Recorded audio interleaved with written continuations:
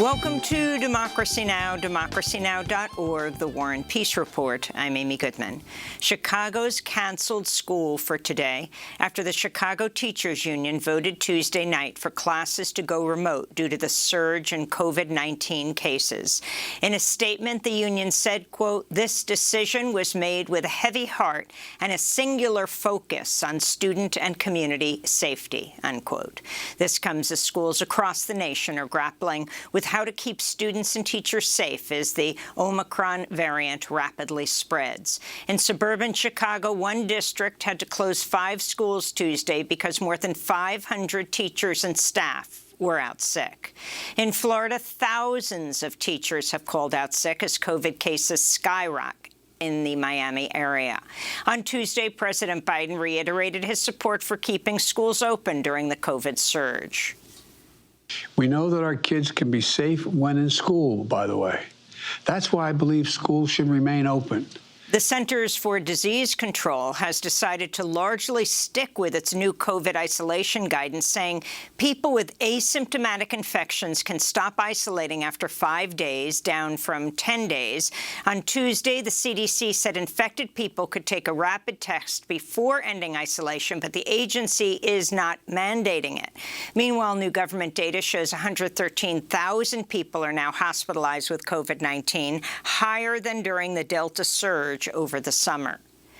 In international news, officials in India have announced a weekend curfew in New Delhi as COVID cases reach a 9-month high. Between Friday night and Monday morning, all non-essential businesses will be closed in India's largest city. Meanwhile, Hong Kong's banning flights from the United States, Britain, and 6 other countries for the next 2 weeks. The House Select Committee investigating the January 6th insurrection is asking Sean Hannity, the Fox News host and close confidant of Donald Trump, to voluntarily cooperate with its investigation. In a letter, the committee said it believed Hannity had, quote, advanced knowledge regarding President Trump's and his legal team's planning for January 6th, unquote. On Tuesday, the committee released a number of text messages sent by Hannity to White House officials before and after the insurrection. On January 5th, Hannity wrote to White House Chief of Staff Mark Meadows saying he was, quote, very worried about the next 48 hours, unquote. Shortly after the news broke about Hannity's text messages, Donald Trump canceled a news conference he scheduled for Thursday on the first anniversary of the insurrection. The January 6th committee has also indicated it hopes to speak with former Vice President Mike Pence as part of its investigation. Meanwhile, Trump is facing 2 new federal lawsuits for his role in encouraging the deadly riot. One suit was filed by a U.S. Capitol Police officer, the other by 2 members of the D.C. Metropolitan Police. In other related news, former Trump trade advisor Peter Navarro was interviewed on MSNBC Tuesday by Ari Melber. Navarro outlined his support last year for what he called the Green Bay Sweep, the plan to overturn the election results in 6 states. Yes. We had over 100 congressmen and senators on Capitol Hill ready to implement the sweep. The sweep was simply that. We were going to challenge the results of the election in the 6 battleground states. They were Michigan, Pennsylvania, Georgia, Wisconsin, Nevada.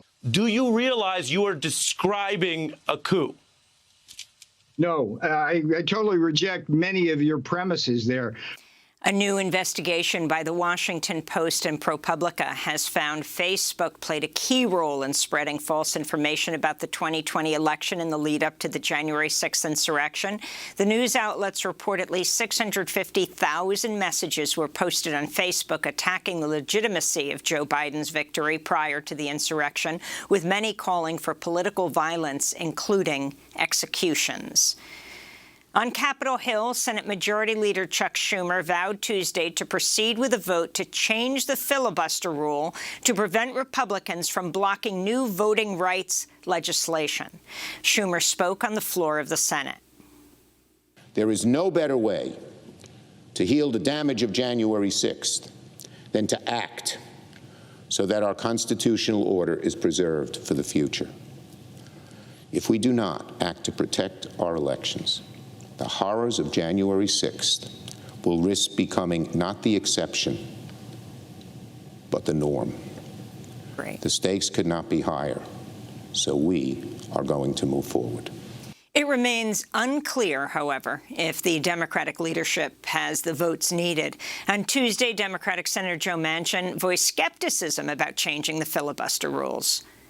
Let me just say that to being open to a rules change that would create a nuclear option, it's very, very difficult. It's a heavy lift. In other voting rights news, the prominent radio host Joe Madison is in his 59th day of a hunger strike. He's vowed not to eat any solid food until Congress passes the Freedom to Vote Act, or the John Lewis Voting Rights Advancement Act. The Canadian government's agreed to give over $15 billion to Indigenous children harmed by Canada's child welfare system, including tens of thousands of children who were taken from their families and put into the system. In addition, Canada has pledged to spend another $15 billion to reform the nation's child welfare system. First Nations Manitoba Regional Chief Cindy Woodhouse praised the unprecedented settlement. We have a long way to go to address the poverty in our nations, and no amount of money will ever be the right amount, nor will it bring back a childhood lost. But today is about acknowledgement, about being seen and heard. U.S. authorities have arrested a retired Colombian military commando for his involvement, allegedly, in last year's assassination of Haiti's President Jovenel Moïse.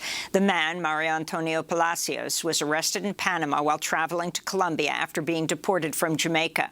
He was then flown to Miami, where he appeared in court Tuesday. Palacios is accused of being part of the mercenary team hired to carry out the president's execution. It's still unknown who hired the mercenaries to attack Moïse's home. A Palestinian prisoner has ended a 141-day hunger strike after Israel agreed to release him next month. Hisham Abu Hawash began the hunger strike to protest what's known as administrative detention, where Israel holds Palestinians without charge or trial. His brother, Imad, celebrated the news Tuesday. I can't describe how happy I am. I even can't express how happy I am. Today we are happy for Hisham, who won over this oppressive criminal state, Israel. Today Hisham achieved victory for all the prisoners, martyrs, all the Palestinians, even for those who are in the diaspora. In more news from the region, the Israeli human rights group B'Tselem reports 2021 was the deadliest year for Palestinians since 2014, as Israeli forces killed 313 Palestinians last year, including 71 minors. In addition, Israel demolished nearly 300 residential structures in the occupied West Bank and occupied East Jerusalem last year, the highest number since 2016. This left nearly 900 Palestinians homeless.